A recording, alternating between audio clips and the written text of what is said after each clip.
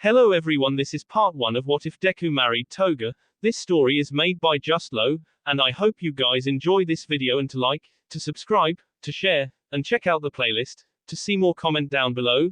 Now let's start the intro. They call me a god. They call me a god. They call me a god. Join my membership, the perks are great. It's in the description. Thick icy clouds cover Musutafu like a blanket. The murky overcast cracks with streaks of lightning, jagged lines slicing through the vapor like a knife digging into soft flesh. A grey fog begins to drift overhead, the broken shape of it forming a glassy sky. It's late, not even a single car splashes through the flooded streets. Periodically, street lights gleam overhead, shadows dark crisp in the flickering glow. The sound of emptiness hums with the dying bulbs, only to be disrupted by a loud gregarious boom of thunder. At last, the first of many water droplets begin to descend from above. It doesn't trickle out like a shower faucet, it's more like the clouds could no longer hold the weight. The rain has become a living fabric, something one can reach their hand through. It's almost like being in a car with the window open, an outstretched arm surfing through the fast-moving air. Cold beads of water land on a girl's pale skin, running down her thin frame. She skids across the slippery path of a flooded sidewalk, her posture weakened by the weight of her soaking clothes. Arms wrapped around herself, the drenched cardigan doing a poor job of keeping her warm now that it's wet, she tries to duck under a shop's awning to get someplace drier. The fierce sound of heavy rainfall pounding on the sheet above her head is louder than the occasional boom of thunder. She shudders when a chilly breeze nearly sweeps her off of her feet. It's not an ideal place to wait the storm out, but it's the best she's got. The girl then catches sight of herself in the shop's window reflection. Messy blonde buns had become slightly frizzled and damp, a wonder how the pins held, but nonetheless disappointing to the girl. Letting out a pouty huff over her disheveled appearance, she lets herself untense a little. There's nothing better for her to occupy the time with than fixing the mess. However, there's a person watching her that isn't as concerned about the state of her hair. Slitted pupils narrow in on the damp clothing, admiring how it clings to her luxurious body. An elongated tongue runs along pointed teeth, glossing over scaly lips. Like an apex predator, the person begins to slowly creep towards her, using the dark atmosphere as a camouflage of sorts. She can't even release a startled gasp before a heavy hand is clamped down over her mouth. The person assaulting her forcefully pulls the P-girl backwards, essentially dragging her like a luggage full of dead weight. Before the girl can recuperate or struggle against the hold, the attacker pins her against the rough brick of a wall. Her head collides with the concrete, resounding with a sickening crack of her skull. Whatever concussion that may have caused makes her vision blur with occasional blotches of random color. The disoriented girl tries to wriggle free from the death grip she's in, but only makes the arrival of a headache transform into an ear-ringing migraine. Through the splotches of hazy vision, the blonde takes in the features of her assaulter. A large man with what must be a mutation quirk stands at over 8 feet tall. The scaly pattern of an alligator's hide makes up the skin, a dark shade of malachite glistening in the rain. A thick leather jacket and jeans make it hard to distinct the guy's age. He could be a biker or edgy teenager. In the face of fight or flight, the girl chooses to fight. Underneath the blonde's skirt, she keeps a knife strapped just above her thigh. Carefully unsheathing it as not to draw attention to her movements, she pretends to whimper under the alligator hybrid's strong grip. Then, she lashes out with the blade, aiming for their throat. A shard of steel clatters across the pavement. The knife had split in two. The man's alligator hide is too thick to slice into. The blonde's eyes go wide as she realizes there's nothing she can do now. Her opponent is too strong to break free from, let alone the disorientation from hitting her head is making it hard to do much of anything in defense, and she doubts her fists or nails will be enough to harm considering a knife didn't work. The alligator has a perturbed face, glancing between the broken weapon and the girl a few times. He then begins to chuckle, mostly in relief that the surprise attack didn't work. You sure are naughty. The rank breath makes the blonde's eyes water as if it was the smell of onions. A clawed finger begins to lace itself down the cardigan on her torso, popping buttons as it runs along. I can be naughty too. The alligator hisses in her ear as he goes to slice through another layer of clothing. The man licks his chops, the damp shirt shows an outline of the girl's black bra underneath, it's all that's left to undo for him to be filled with immense pleasure. The blonde squirms a little, hoping to slip free, but she stops instantly when sharp talons dig into her arm. Warm liquid mixes with the cold, rain washing away blood, but all the same sloshing across her skin. It's a searing pain, a wound that will no doubt leave a scar. The man presses his chest against her own, condensing her in a painful way. A sharp inhale from the alligator makes her rear back in reflex. Sharp teeth are bared, she's assuming the scent of blood must have triggered something in his instincts. That's quite the perfume, little lady, the gator laughs at his own joke. The elongated tongue that keeps slipping free then laps up the dribbling blood. A moan elicits from the man, he presses himself against the girl a little harder. I can barely contain myself. Let's just get on with it. His predatory gaze then flicks to her skirt. The girl lets out a muffled cry, her futile struggles now increasing tenfold as she realizes what the man is about to do. The tears brimming her eyes begin to spill, streaking down her cheeks. She's powerless to stop him as a scaly hand reaches for the skirt. She contemplates closing her eyes, hoping that'll ease the approaching pain somewhat. However, movement from behind the gator catches her sight. Then, there's nothing but the hot sting of red splattering across her face. Specks of something warm cover her body now, as if a water balloon filled with paint just collided with her. It's then that the girl notices the sharp object protruding from her assaulter's chest. Even though her knife had failed, something else succeeded in piercing the gator's tough hide. The man coughs, gagging on some of his own blood. Tilting his head down to stare at the wound, he lets out a blood-curdling scream, as if he only now realized he got fatally stabbed. The girl stares at the foreign object that tore through the man's unnatural flesh. It looks like a streak of blood frozen solid, but with a mind of its own. The tentacle whips around like a tail, showing no muscle or bone tissue to restrict its movement. It moves with a flexibility that's transparent to the flow of water, but remains firm and steady. Another agonized cry for help escapes the man as he gets thrusted backwards, the tentacle protruding from his chest carrying him into the sky. Then, the gator hybrid is brought back down with immense force. The forceful effort slams the man into the street, splitting cracks into the cement and leaving behind another splatter of blood. However, the onslaught doesn't stop there, the tentacle hoists the gator back up for another round of being thrashed about. Watching the horrific display, the girl begins to quiver and falls to her knees. The man continues making a sickening wailing noise that's too distorted from gargling blood to reach beyond the block. The tentacle shows no mercy, it just keeps slashing up down with the man as a kebab. The crater left in the road is soon filled with enough blood to make up a hot tub. If the man has a mutation quirk that gives him similar traits of an alligator, then he should be able to hold his breath underwater. At least, that's what one would think. When the man is forced back into the crater, he's pinned there this time. The blood stops just above the nape of his neck, cutting off any oxygen he may need. Bubbles begin popping at the surface, the weakened body of somebody that had been beaten trying to rear itself away. When the corpse stops resisting, 3 more tentacles rain down from above like they're part of the storm.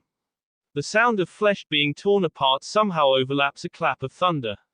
In the flash of light from the sky, like an angel, or perhaps a demon in this case, the owner of the tentacles drops down with grace. The strange appendages retreat into the person they belong to as he staggers over to the unmoving body. Dropping to his own knees, he bends down and sinks his teeth into the gator's flesh. Even with a transmutation quality, the person is still a human. Whether it counts as cannibalism or not, the gruesome tearing of teeth through meat would forever be ingrained in anybody's mind that watches it. What's even stranger, is that the person who rescued the girl looks no older than 15. Despite the slim figure, it's apparent that there should be some muscle under the articles of a baggy hoodie sweatpants. The clothes are as dark as the boy's unkempt hair, a heavy set of locks cover his left eye and leave the strange-looking right one to peer out. A red iris is shrunken down to the fraction of the pupil, surrounded by a black sclera. Webbed veins crack the void, even reaching beyond the eye and stretching across the skin that borders it. Ripping another mouthful of flesh from the corpse, the boy swallows it without bothering to chew. Like a condiment, gore surrounds his lips as if the sauce got spilled by a messy eater. It was just so enthralling to watch that the girl let out a peaked pant. However, The boy's ear twitched as soon as he heard it underneath the downpour of rain. Whipping his head up to spot the blonde that's gazing at him, he freezes like a deer in headlights. The two stare at one another for what feels like a solid 10 minutes. Both of them are so lowly crouched that they could look into each other's eyes if they wanted, but the boy looks more dazed than focused. Perhaps it's because the blonde girl is so fixated on him with her Cheshire eyes. A toothy grin and heavy blush covers her face, the freezing rain doing nothing to fade it. Hi, I'm Himiko Toga, she frantically waves with both her hands like she's trying to flag down a taxi or grab a celebrity's attention. The blonde then cranes her neck forward, as if she's trying to get a better look at the boy in front of her. What's your name? She brings her arms to her chest in anticipation of the answer. The boy is still looking at her with an appalled expression. Most people would have ran off screaming by now. Yet, this girl is still here, she even watched him feast on the guy's corpse. Now she's introducing herself and asking his name. Maybe that concussion is more severe than either of them could diagnose. Albeit reluctantly, the boy returns her greeting, Akatani. Akatani and Mikumo. The giddy grin on Toga's face broadens somewhat, she's pleased with her rescuer's answer. The boy can't help but smile in response, even if it's just a small one that nobody can see through the thick coat of falling rain. An aroma of fresh coffee grains tickles his sense of smell. The gust of wind from the air condition also holds the scent of recently baked pastries, each of them displayed behind dainty glass platters. There's the slap of shoes against tile as he walks across the rustic terracotta floor. Booths are bathed in sunlight, the reflection gleaming through the window only slightly. Just ahead of him is a familiar face, albeit a few years to boot. The old friend has his arm raised just under the coffee shop's slow-turning ceiling fan. Toshinori, the hand waves in a gesture to come over so they can sit together. Toshinori chooses to oblige. The gaunt blonde grunts as he slides into the booth, a result from the strain on his bones. If not for his sickly appearance, the groan may have been a reminder of age catching up instead. Yet, his hollow cheekbones are pulled into a soft smile regardless of those health issues. Sunken eyes meet rectangular ones. It's good to see you, Naomasa. Always the detective, whether he's on or off duty, Naomasa is wearing his usual attire of a tan overcoat and slacks. A matching hat is set aside, letting his short black hair breathe a little, as well as exposing a few grey strands. It's always a pleasure. He returns the smile before sliding a menu across the table. Please, order something. It's on me. Oh, I wouldn't want to impose. Toshinori tries to politely push the menu away. The food wouldn't be very good on my stomach anyways. He subconsciously places a hand over the left side of his chest. Beneath an oversized t-shirt, there's a gnarly cicatrix, the very cause for his health problems. Right. Caffeine is probably a bad idea then. Naomasa looks down with a pensive expression before returning his gaze to the blonde. Would you mind a cup of tea instead? He suggests. The blonde nervously scratches his cheek with a forced chuckle. I don't really have a choice. Do I? Nope. Naomasa pops the pea as he shuts the menu. Toshinori's laughter becomes genuine after that, the wound on his side aching a little from the racking of such a frail body. Clutching the sore injury until the pain fades, he can't contain a few side effect wheezes. The blonde lets out a cough in order to clear his throat before asking, as much as I'd like for this to be a simple friendly meeting, I assume there's a reason you called me here. Since when do we ever skip the pleasantries? Toshinori, Naomasa tries jesting the blonde a little more before letting himself give into a stressed sigh. You're right in your assumption though. I need your help on a case. Toshinori bashfully rubs the nape of his neck. Don't get me wrong, Naomasa. I'm flattered, truly. He then hangs his head with a small shrug, but you're the detective here. I'm not exactly the best person suited for cracking a mystery by comparison. Trust me, I would have gone to Aizawa for help instead if all I wanted was half-baked conspiracy theories. Naomasa leans back with a dismissive wave of his hand. What I'm really looking for is somebody that can bring this one in for me with relative ease. The detective taps the menu as if he's pointing at a case folder instead of an overpriced croissant. Toshinori muses to himself for a few seconds, nodding in understanding. Occasionally, there's a villain that the police can't handle. That's where the pro-heroes come in to help. However, there's a variety of talented locals to choose from. Why me of all options? Toshinori has to ask. You know why? Naomasa fixes Toshinori with an intense stare. The blonde swallows his nerves, acknowledging the unsaid reason with a single nod. This is a villain that's just as elusive as the hero killer, with a body count even higher. The victims are found as mangled corpses, half-eaten and signs of torture completely evident. Naomasa briefly summarizes the information necessary for Toshinori to become determined in catching the criminal. Leaning forward in his seat, Toshinori gives the detective his complete undivided attention. Tell me their name. Naomasa locks eyes with the blonde again, gazing into blue orbs of righteousness. Everyone back at headquarters has dubbed him. He hesitates as if the name itself is evil, the Tokyo Ghoul. Hi, I'm Mikumo Akatani, I'll be your server. Can I take your orders? Their waiter finally arrives at the table. Waiting there with a pen and pad in his hands is a boy with long dark hair, one emerald eye peering out while the other is covered by heavy locks. An apron loosely hangs around his waist, part of the coffee shop's standard employee uniform. A grey waistcoat over a white dress shirt and brown cravat makes the boy look more like an underage bartender though. Ah, yes. Naomasa is pleasantly startled from his cogitation. I'd like a coffee for myself with a touch of toffee nuts. As for my friend, could you please bring him your most purifying tea? Of course. The boy nods along to the order as he transcribes it to his notepad. Once he's finished writing things down, he clicks the pen with an assumed finality. Anything else? But still asks the question just in case. That'll be all. Naomasa hands his waiter the set of menus. Thank you. Toshinori says it in synchronization with the detective once the boy takes them away. Once their server leaves to place the order, the two law enforcers return to their previous discussion. I heard from Nezu that you'll be teaching at UA this year. If that's the case, you're the best suited person with the perfect opportunity to capture this villain. Naomasa doesn't miss a beat with the continuation of his explanation. Toshinori is starting to make more sense of this meetup now. While it's true that a villain so elusive can potentially pose a threat to the majority of heroes sent to stop them, this whole thing isn't just about the case. It's not like Naomasa is asking for a big favor when Toshinori is in the local area, so that must only be an added benefit to all of this. Speaking of which, don't take this the wrong way, but I never took you for the type that would get into teaching. Naomasa laughs as he tries to shift the subject into a more light-hearted one. Toshinori only manages a smile, still not being completely content with the bait and switch of the Tokyo Ghoul case. Neither did I, the blonde shrugs as he answers honestly.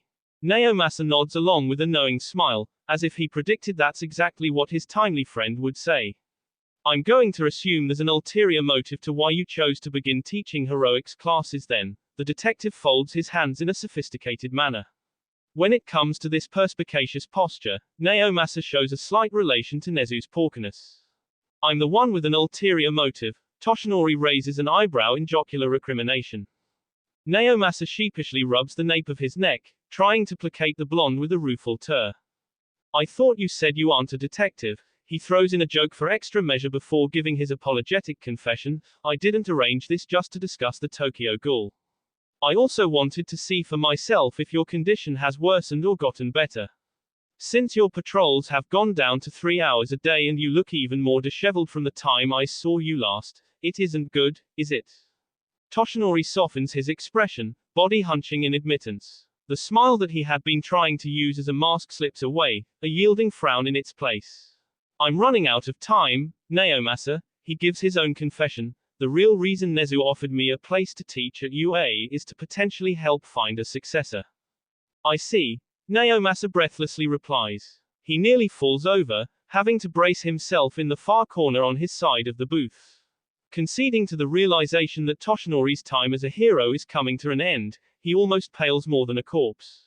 It's one thing to know of it, but almost near impossible for him to come to terms with. Toshinori must notice the detective's disposition, his demeanor shifting to something somber. Once Naomasa regains some of his composure though, he's able to put on a false smile to reassure his friend. We thought Naiteye was just being pessimistic when he tried telling us the necessities of finding a suitable successor. Now, the time has come. He tries to keep his voice from wobbling and abruptly stops to avoid giving in. Toshinori begins to absent-mindedly pull sugar packets out of the table's condiment container. Well, my sidekick and I aren't really on good speaking terms because of all that. his hands continue to occupy themselves by lining up the sugar bags into a row that resembles a miniature train. If Toshinori anxiously playing with the tiny packets is anything to go by, he's just as unsettled by this whole predicament. Sinking deeper into the vinyl of the booth, Naomasa finds himself feeling discouraged. That's a shame. You two really were quite the dynamic crime-fighting duo. He and the blonde look off to the side as if that's where they'll find those forgotten days. Shaking off the dull attitude, Naomasa tries to inspire some optimism by making a suggestion. He always liked coffee, right? Maybe bring him here to Anteiku to share a drink and hash things out. He slaps the table for emphasis, which only accomplishes the startlement of Toshinori. The blonde gives a non-committable hum, his gaze still lingering on the sugar packets strewn across the table and purposefully ignoring Naomasa's eyes. Neither side says anything more for a solid 6 seconds, the atmosphere turning awkward as a result. It's like the detective is waiting for the person that he's interrogating to crack, but Toshinori is too nervous to steal a glance in order to check. Giving in to his own anxiety, the blonde sighs in defeat. You're right. I'll try inviting him here sometime. That must be enough to pacify the law enforcer, since he's already moving on to the next topic of conversation. You know, it was actually my sister that told me about this place. He holds a fond expression as he looks around the charmingly quaint cafe. Toshinori smiles now that they're on a subject that he can get behind. Discussing family with his friends always brings warm feelings, which is much needed after the prior conversation. Speaking of which, how is Makoto doing these days? He decides to ask. Naomasa snorts, as rebellious as always, which gains a chuckle out of Toshinori. But she's doing really good for herself. She actually graduated from college not too long ago with both a bachelor's and master's degree, he proudly proclaims. That's wonderful news. I'm so glad to hear it. Toshinori fixes his posture as he conveys his excitement for Naomasa. I've always known that she's a bright one. Oh, you have no idea how many times she's come close to figuring out your secret all on her own. Toshinori gives a nervous chuckle in response to that news while Naomasa simply carries on with his own laughter. Their waiter returns to the table with a tray then. One coffee with toffee nut. Akatani Mikumo places the mug in front of Naomasa, careful. It's still hot, he warns. Then there's a cup of tea that's slid over to Toshinori, and I made sure to consult a few others to find our best option for you. I hope you like barley. I love barley tea. Thank you. Toshinori slightly bows his head in appreciation. Wrapping his frail fingers around the cup, the blonde brings it to his lips to take a sip. If there's anything else that you need, don't hesitate to ask. The waiter flashes his customers an earnest smile before carrying the tray back towards the kitchen. On the other hand, it's probably better to have a variety of candidates to choose from. This is a big decision after all, and you can't just pass the mantle on to the first kind-hearted kid you see. Naomasa refers to their earlier conversation about Toshinori's successor and UA. The blonde shies away, curious as to if the detective has some sort of observational skill that may have given away his thoughts about their waiter being a nice person. I wouldn't be as brash to do something like that. Toshinori isn't entirely sure if he's trying to convince himself or his friend anymore. Naomasa is too busy gently blowing on his coffee to cool it off rather than to be observational, allowing the blonde to breathe a sigh of relief. Have you reached your limit for the day or are you still planning on patrolling later? Naomasa asks before taking a small sip of java from the mug.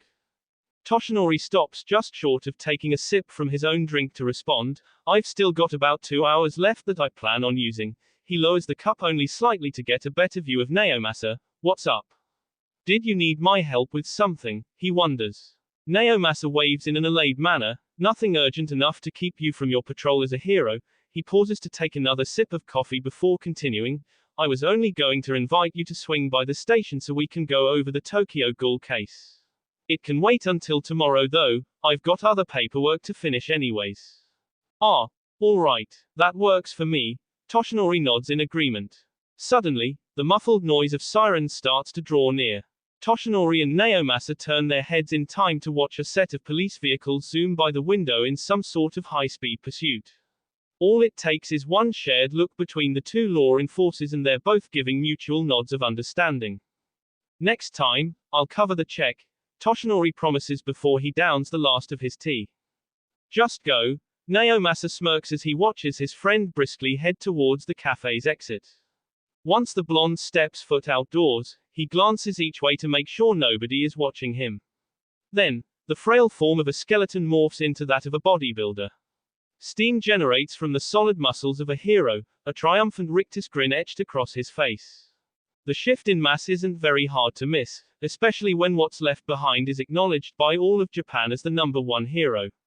Wah! It's All Might, a teenage fangirl shrieks with glee. The mightiful man bellows out a boisterous laugh at the awed reactions of pedestrians before launching himself into the sky with a powerful leap. Watching his friend soar over dozens of skyscrapers, Naomasa can't help but deflate somewhat. Pretty soon, that sight overhead won't be there anymore. When All Might retires, it'll be the end of an entire era. Not only is Toshinori recognized as the highest hero in rankings, but he's considered to be a literal symbol of peace. The hero always wears a massive smile in the face of danger, assuring everybody that everything will turn out okay. Good will always triumph when All Might is there. So, what about when he's gone? The detective is shaken from his musings by the loud clang of a tray clattering against the tiled floor. Glasses shatter from the impact as well, water and coffee alike spilling everywhere amok the mess. Standing at the center of it all is the one responsible, the young waiter named Akatani Mikumo. The boy's mouth is hung open, undoubtedly gawking at the receding back of All Might. Snapping out of his rumination, he begins to profusely apologize. Sorry everybody. I'm sorry, he repeats it like a broken record while hastily picking up the shards of glass. What must be a coworker rushes over with a cloth to wipe up the spilled beverages. Naomasa chuckles to himself, appreciating what might be one of the last times he sees a kid geek out so hard over All Might. The show alone is enough of a reason to leave behind a bigger tip than usual. Placing the grey fedora on his head, Naomasa prepares to take the coffee to go. As he slides out of the booth, he leaves behind some yen. As the day goes on, nearly every customer follows suit. Some tips are hefty while others are low, but business is booming, especially after word got around on social media that All Might passed by. When the sun sets though, and day turns to dusk, the coffee shop finally closes. Akatani has the responsibility of sweeping and shutting things down for his shift though. So, after hours, he remains as the sole worker to clean everything. As he idly sweeps some stray crumbs into a dustpan, there's a sudden tapping at the door. Akatani sets the broom aside, glancing to see who's knocking. Peering through the glass is the girl that he had met the previous night. She looks like she's still wearing her school uniform and her hair is tied into messy buns just like last time. Akatani flips the lock so he can open the door for her. Stepping into the coffee house, the girl lets out an impressed whistle. Anteiku, huh, she plops herself down into the nearest booth. If you're curious about the name, the manager wouldn't even tell me why it's called that. Akatani locks the door again to ensure no late-night customers try to get a last-minute order in. The blonde shrugs with no sincere interest, not really what I meant. I was just wondering why you decided to bother working here. She even starts drumming her fingers against the table in boredom.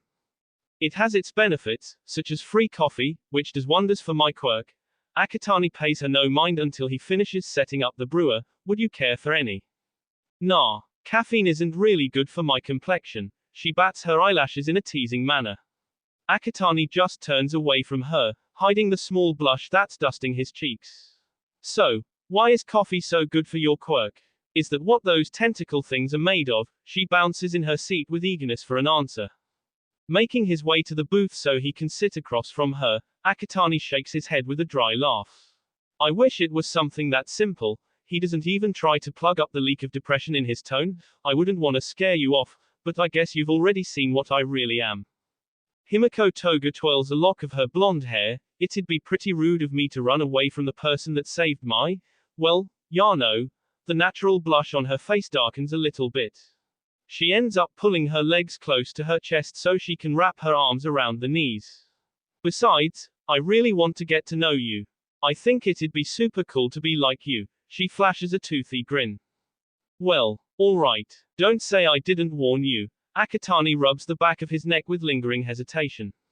I guess you could consider it as a drawback. My quirk makes it so I can only eat human flesh. The boy flinches as he reluctantly finishes the end of his sentence. The blonde tilts her head in confusion at the action, but it soon starts to sink in that most people would likely judge him at that point. Thoughts of bullies calling him cruel names and possibly even beating him over it crosses her mind. Any ordinary person would run away screaming, not even giving the poor kid a chance to show his true personality. Hey, it's okay. The soothing words feel strange on her tongue, but she feels obligated to say them. I got a lot of ridicule for my quirk too. I won't judge you, she reassures him. Akatani's one visible eye widens at that news, clearly surprised to hear the confession of her relatability. Why your quirk? He stammers out what must be a desperate question to hear more about it. Raising one pointer finger and wagging it back and forth, Himiko tuts in a teasing manner. You're supposed to tell me about your quirk first. Remember, she giggles at his instinct to shyly turn away. It'd be a cute reflex if it weren't for the reason why he has it. Besides human meat, I can have coffee. It doesn't completely satisfy my hunger though. Believe me, I tried. I still try. He solemnly hangs his head as he finishes explaining the details of his unique taste buds.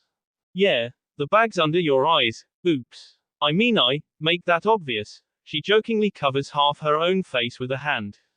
Akatani doesn't have the reaction she was hoping for. He doesn't look offended, per se, but he doesn't laugh either. You make it work though, she adds as an afterthought to save him from feeling embarrassed since he seems like that type. Thanks. She hears him say it even though it's a low mumble. What about those tentacle things then? She then catches his gaze with her own. Oh. That's right. Your eye was really weird too. She can't contain her elation as she leans forward to get a closer look. Receding just a bit at the sudden lunge, Akatani self-consciously places a hand over his eye. Oh, that's just another side effect of my quirk. He recovers as he realizes she's just genuinely curious about it. Whenever I'm hungry or excited or it just happens. I call it my Kakugan. Can you summon it on your own? She leans forward more with piqued interest. Slowly pulling his hand away so that she can see, Akatani slowly nods. Why yeah, the red iris glows at the center of a black sclera just like the last time she saw it. What excites her most about seeing it again though, are the veins that branch out like shattered glass. Wow. She gasps in awe before falling back with a squeal, that looks so cool. Akatani chuckles with a small smile that has the potential to melt Himiko's heart. That's probably the first time anybody ever said that to me. He catches her eye with his own. Thank you. Himiko feels her face heat up more than usual, forcing her to turn away from him. What about the tentacles? You never told me about those. She whines in the hope that he'll be too distracted by the question to notice her fierce blush. Oh, right. He jumps in his seat as if he's suddenly reminded. I call it my Kagoon. It's made out of my RC cells, which is why they're as flexible as ordinary blood cells, but strong enough to fight with. He begins to mutter while trying to explain it as simply as possible. Himiko nods along like she can understand every word until he suddenly realizes that he's still murmuring nonsense. A heavy blush settles over his face as he clamps two hands over his mouth. Himiko can't suppress the laugh that breaks through her lips like water crashing through a dam. Akatani looks down at his lap with a pout. You should have stopped me. Why would I? She heaves in between giggle fits. It was just too cute. Akatani practically has steam coming out of his ears at this point. Fortunately for him, he's saved by the beeping of the coffee brewer, an indication that it's finally ready. Hastily climbing out of the booth so she doesn't see how red his face is, he starts to stammer out his own diversion. It's your turn now. Tell me about your quirk. Oh. Himiko abruptly stops laughing as she starts to deflate with her own embarrassment. I didn't think you would actually want to know. She mumbles so Akatani doesn't hear it. The boy throws her a brief glance as he pours himself a cup of coffee. I didn't catch that. Shaking herself from her self-inflicted brooding, she puts on a smile that would make some people assume she's the illegitimate daughter of All Might. My quirk allows me to turn into other people. She summarizes it to the best of her abilities. Whoa, really? Akatani nearly trips over himself as he spins around to see if she's just joshing him.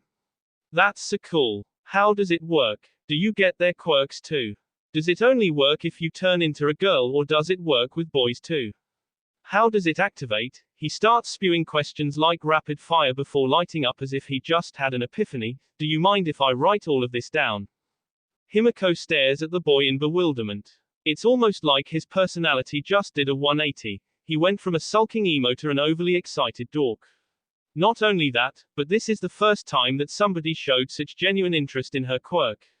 Akatani just looks so enthusiastic about it that she doesn't have the heart to say anything other than, I don't mind. Realizing that he just geeked out over her quirk, he does a reclusive action similar to when he caught himself muttering paragraphs. Awesome. Thanks. He tries to passively play it off while grabbing a notebook that's stashed under the cashier's counter. Himiko instantly notices that the journal has some serious damage. The binder looks singed and some of the pages are sticking out as though they were torn apart at some point. Despite the condition of the book though, she can also tell that he takes it seriously since there's a label all the way at number 13. Flipping through some seared pages, he eventually lands on a blank one. Setting his cup of coffee aside, he clicks a pen and looks at her with eager anticipation. Like your quirk, most people shun me for how it's used, she reminds him before continuing, I need a person's blood so I can drink it. I then look and sound just like them. I only use it on people that I really like though. Akatani glances up from his notebook at that last part, still writing detailed descriptions from what little information she gave him.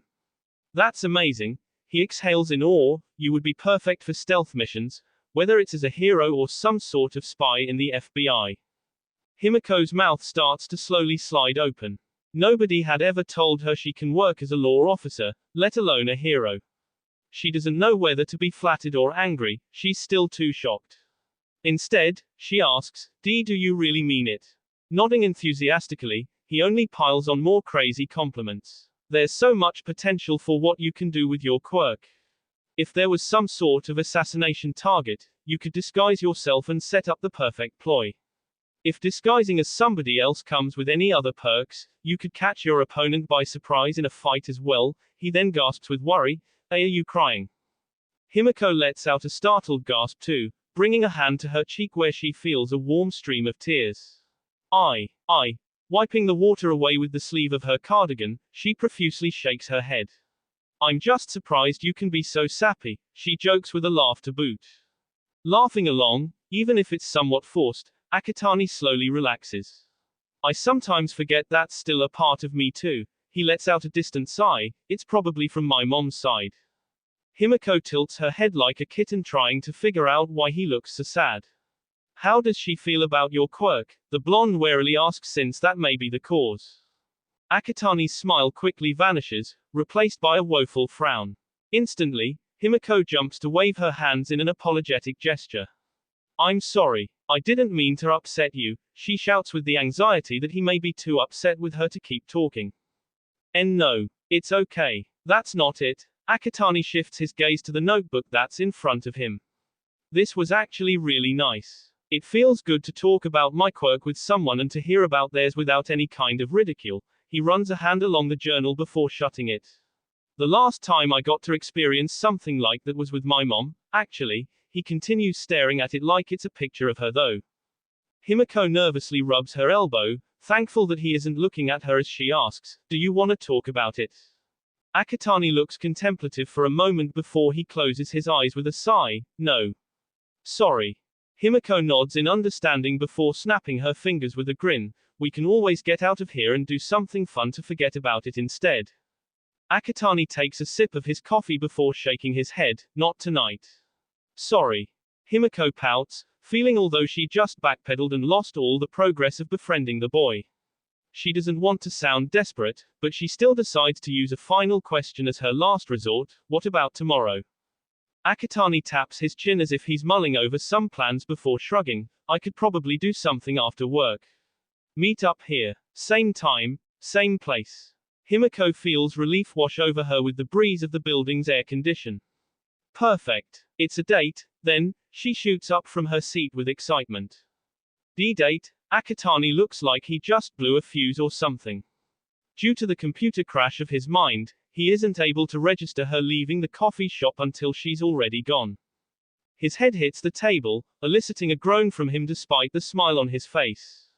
The night's cool breeze whips his face as he steps outside, almost like walking straight into a spider's web. To help bite back the cold nipping at him, Akatani takes a sip from the to-go cup that he filled with coffee on the way out. The heated contrast is almost enough to burn his tongue that had been nearly smitten with frostbite. The bell above the entrance jingles as he squeezes through the opening. Akatani then shuts the door, watching to see if it closes completely. With his free hand, he turns the key in order to lock it. Once he hears the familiar click that comes with the twist, Akatani slips the key back into his pocket. Waiting out front with her hair tied back into two messy blonde buns and the usual school uniform, is Himiko Toga. She gives him her trademark pointy-toothed grin with a small friendly wave in greeting. "Hey Akatani-kun." A light blush dusts her cheeks as she says his name. Akatani returns her grin with a small smile and slight nod. He takes another sip from his coffee cup before replying with, "Hey Toga." The P-blonde gives him a playful pout while tilting her head to the side. "You're gonna hurt my feelings. We're friends, aren't we?" She continues after seeing his face take on a worried expression. Friends refer to each other by their first names, don't they? Matching the same tint of red that the girl has on her cheeks, Akatani nervously turns away. Sorry, Himiko. I don't have very many friends, so I didn't really know." He then awkwardly shuffles his feet before asking, "So, what did you wanna do?" Treading down the sidewalk with a single skip, she happily answers the question. "I was thinking you might need a disguise, Mr. Tokyo Ghoul. I'm gonna take you to my friend's mask shop." She glances over her shoulder to see Akatani scramble after her while trying not to spill any of his coffee. Well, I never really had a problem with hiding my face since. Akatani tries to stammer out his best attempt at a polite way of turning down the offer. Nobody ever survived to tell anyone, but starts to mumble when he realizes what he said was practically a confession of murder. Himiko keeps skipping down the sidewalk. Perhaps she didn't hear the last part or she simply doesn't care. "What about the people that you save?" she asks instead. "What about the ones like me?" She gives him a teasing flutter of her eyelashes. Akatani bashfully rubs the back of his neck with a small huff of laughter. They usually run away before they can get a good look. Himiko hums a little before giving him a small shrug. "You can never be too careful." She then grabs the hand that isn't holding onto a coffee cup and drags him forward. "Come on. At least give it a chance." The boy doesn't manage to utter a single syllable as he stares at the feminine hands that are gripping his own. The cool touch makes him self-aware of the heat rising to his face. Akatani tries hiding his blush with the coffee cup by drinking out of it some more. The empty street block is filled with the teenage girl's laughter as she forces him to keep pace. Air breezes by them, the two briskly cutting corners. The light pat of Himiko's shoes on the pavement play along to the tune of Akatani's heavy sneaker thuds. Akatani runs alongside her a while longer before asking, how far is this place?" His voice is nearly drowned out by her joyous giggling. "We'll get there faster if we take this shortcut." She suddenly yanks him in another direction. Akatani almost trips over the sidewalk's curb as she pulls him away from the street. The two tread up a small hill of grass, coming upon a long chain-link fence. It should be somewhere. Himiko briefly slows down to survey the gate before jumping with glee. "Aha! Right here." Akatani hesitates as she peels back a loose section of the fence. The torn piece looks like it was dug under by a dog and then popped loose by what must have been the animal trying to squeeze through. After what might have been a few times of Himiko lifting it up more, the gate must have gotten looser.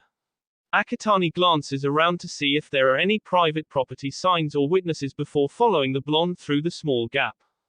Once they cross to the other side, the duo must venture into a small patch of trees and bushes. Eventually, Akatani is able to spot a clearing. There's a small stone path that's dimly lit by a lamppost, a park bench underneath it. Himiko shows no shame in plucking a flower from a miniature garden, sniffing the plant like it's a freshly baked pie. Akatani has to fight the instinct to flinch back when she thrusts the flower into his face. "I love the garden. Doesn't it smell so good?" she asks him. Akatani gently pushes the flower away from his nose, nervously chuckling as he glances around. It starts to sink in that they're in the city's public park. However, the park is closed at this hour of the night, hence why Himiko had them sneak in. Almost like she can sense his thoughts, she waves him onward with a little reassurance. It's just a little further. We'll cut through the park and then it's just up ahead. Her cat-like eyes catch Akatani's emerald eye and it's almost like a form of hypnotism. Taking a sip of his coffee like it's liquid courage, Akatani gives her a single nod. All right, lead the way. His feet are already moving before his voice can catch up. Himiko's Cheshire grin matches her eyes as she begins skipping again. We should come back here when they're open and go for a stroll. Himiko takes in the aroma from another patch of flowers while making the absent-minded suggestion. Akatani gives her a non-committal shrug before realizing she isn't facing his direction. Maybe, he mumbles before clearing his throat, I mean, if you'd like to. Nah. One of her light-hearted laughs makes Akatani's heart swoon a little. Parks are too sappy, a teasing tone then laces her voice as she adds, that's why I figured you'd like it. She spreads her arms while spinning like she's presenting the place. It's pretty but so boring. She stops to giggle and grin at the boy. Not that you're boring or anything, Akatani-kun. Breaking and entering is boring. The question is more or less meant to be rhetorical as a way to jest her back. You'll need to show me something fun one of these nights then. He finishes off the last of his Java before tossing the cup into a garbage bin that they're passing. We're just getting started, Akatani-kun. Have a little faith in me. She raises her pointer finger as if it's some sort of declaration before aiming it at another patch of trees. The blonde diverges from the path as she asks, have you ever hopped a fence before? Akatani drawls a little as he thinks back to times that he scaled entire buildings. I think I'll manage. Himiko must pick up on the hint of amusement in his tone, since her grin holds some humor in it too. The two step through overgrown grass that needs to be mowed and weeds that need to be plucked. Then, they come across the metal fence that surrounds the property. Himiko steps forward first, placing her foot in one of the small holes that makes a rung for her to climb on. However, she pauses for a moment as if she's hesitant, and looks back at Akatani. Don't look up my skirt. Himiko holds no real reproach in her statement as she pokes fun at the boy. However, she does find some pleasure in seeing how flustered he can get while spinning around to avoid any discomfort. Even though it's cruel to torment him any further, she still adds one last remark, or don't get caught looking, even adding a wink regardless of if he can see it or not. Himiko can't suppress a tiny giggle when she hears Akatani groan in embarrassment from behind her. After she clears the fence and lands on the other side with a soft smack of her shoes, the blonde turns around to let him know.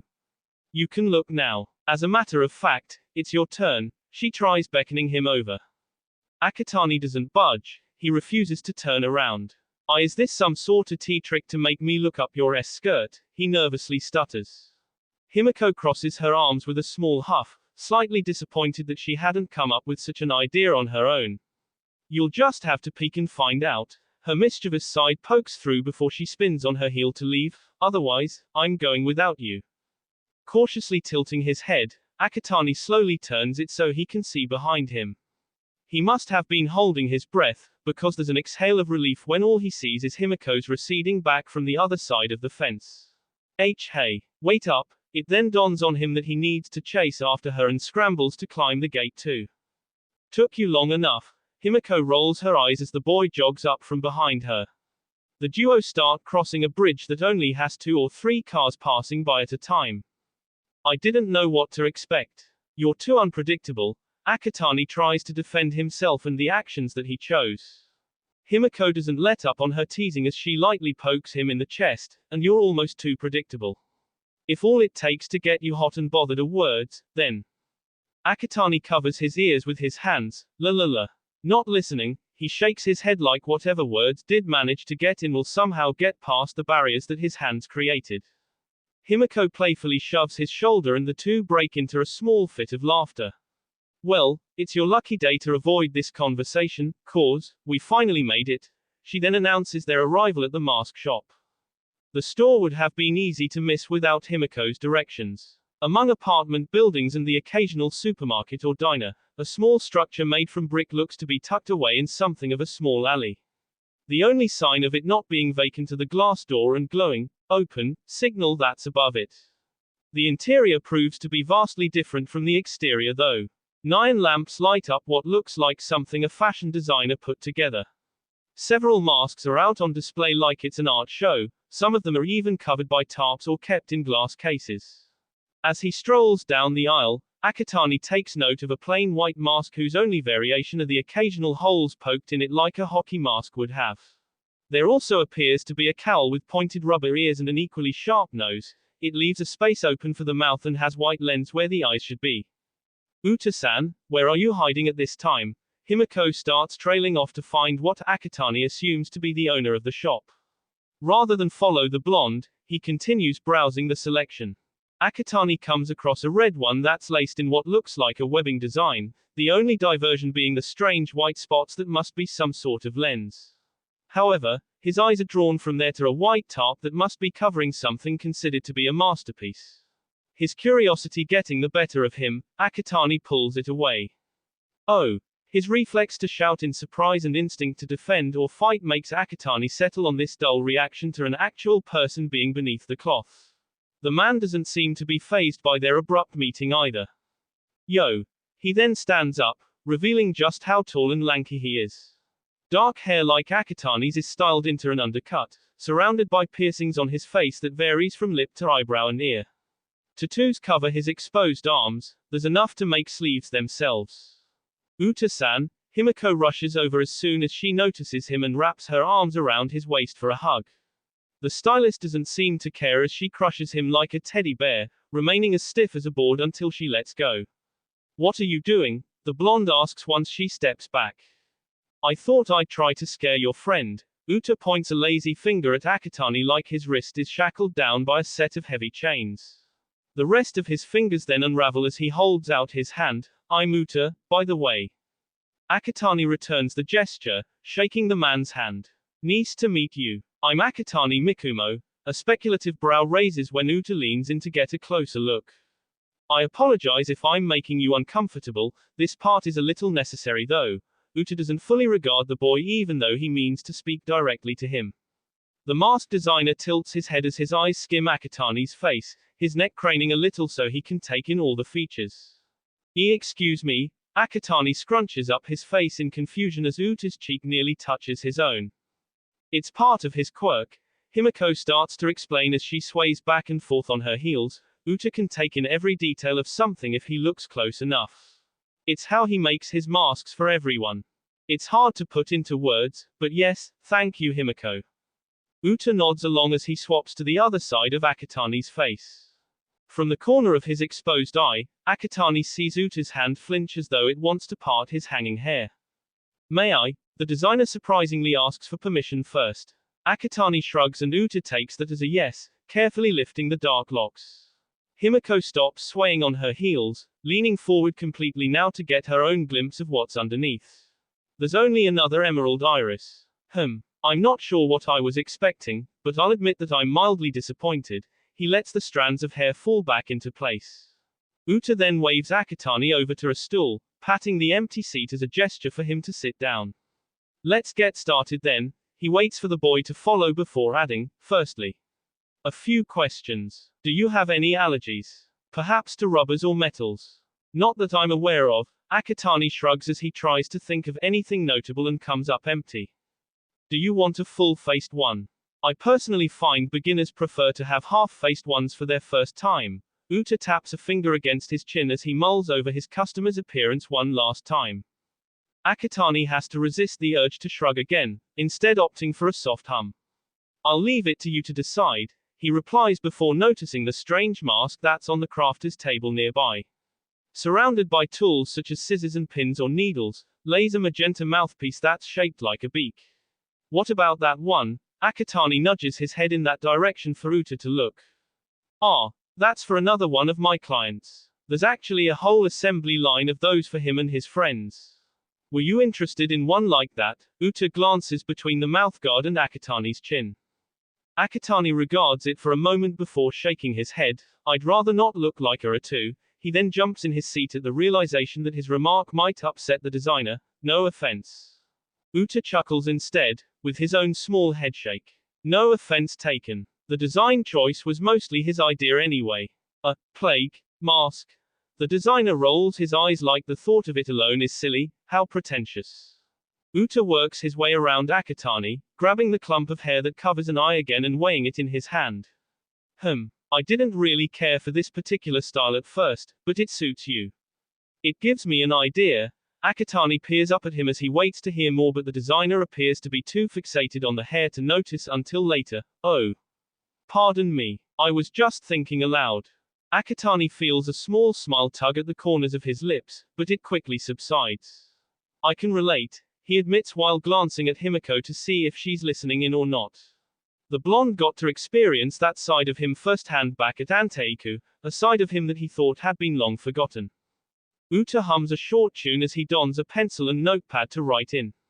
Interesting. That makes me wonder what else I should ask you. He nibbles the eraser side before using it to point at Akatani. Mikumo-kun, do you happen to have any lovers?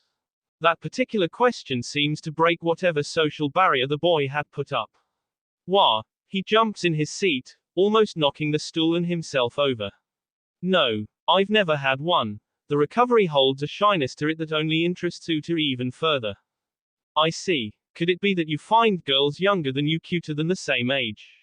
Or is it the other way around? Could it be that you like older girls instead? If not for the genuine curiosity made evident by Uta, one would think this were an interrogation. I guess if our ages are close, then it doesn't really matter. Akatani holds an uncertainty as he tries to stammer out a proper response. See, can I ask you something, Uta-san? He peers at the designer from the corner of his eye. You ask me something? Uta's eyes widen as if he just saw a new color for the first time. Now that's interesting. Please, go ahead. Well, Akatani turns away with the concern that his question may disappoint the designer. I was just wondering, is there a connection to these questions and making a mask? Very much so. Uta nods like it's common knowledge before elaborating. The more that I know about you and your personality, the greater my motivation will be. Oh. Akatani lifts his head up in understanding. That makes sense. Uta then cranes his neck with a burst of excitement, his nose just mere centimeters from Akatani's. As if he just had the epiphany, he asks, what about Himiko? Do you think she's cute? Akatani feels his face flush red and instinctively covers it with his arms. Can we not talk about girls anymore? He pleads while peeking through his sleeves to see if Himiko happened to hear what had been asked. The blonde appears to be in her own little world, browsing the masks on display a few feet away, which allows some comforting relief. Uta gets behind Akatani, a smirk on his face. I think I understand you now, Mikumo-kun. You're a person with a lot on their mind. He strolls back around to the opposite side so Akatani can see him again. Quote. But you don't have very much to say. Do you? He mimes an invisible zipper being closed across his lips and tosses the equally invisible key. Akatani is about to make some sort of retort, but stops short and slowly nods in agreement. Yeah, I guess you're right. His admittance isn't very enthusiastic though. Well, in any case, I believe I have everything I need. Uta begins shooing Akatani off of the stool. I'll need a few days to work on the mask. You two kids go have some fun and come back during the weekend. Oh, okay. Thank you, Uta-san. Akatani staggers a little as he's ushered towards the exit. Once there, he gives a small bow in appreciation. Bye, Uta-san. Himiko drags his name out as she waves to him on her way out. Akatani pauses once he notices a vending machine and makes his way over to it. There's a canned coffee that he selects with a hot or cold selection. He chooses the hot coffee. As the canned beverage drops into the compartment below for him to take, Himiko skips on over. So, what did you think? She asks him while tucking her arms behind her back. It was cool. Akatani pops the lid open so he can take a sip. Thanks for taking me. Himiko points an accusing finger up at him. Told you so. Her taunting is followed by the usual laughter that Akatani has come to enjoy hearing. The two then carry on into a leisurely stroll down the sidewalk, with no particular destination in mind. We'll call it a draw. He turns the next corner so she doesn't see the small smile he has from teasing her back. That's no fair, Akatani-kun, she protests like a kid throwing a temper tantrum, by hopping up and down while waving her arms in an exaggerated manner. I won fair and square. Just admit it, she huffs and puffs. Alright, he shakes his head since that sort-of display was his breaking point. A grin etches across his face as he looks at her, but consider this payback for back at the fence. Himiko looks baffled at first, but almost instantly mimics his toothy smile. You'll need to try better than that to get one over on me. She quickens her pace as if putting a short distance between them will give her the last word. Oh, come on, I had you completely fooled. Akatani chases after her with a bemused laugh.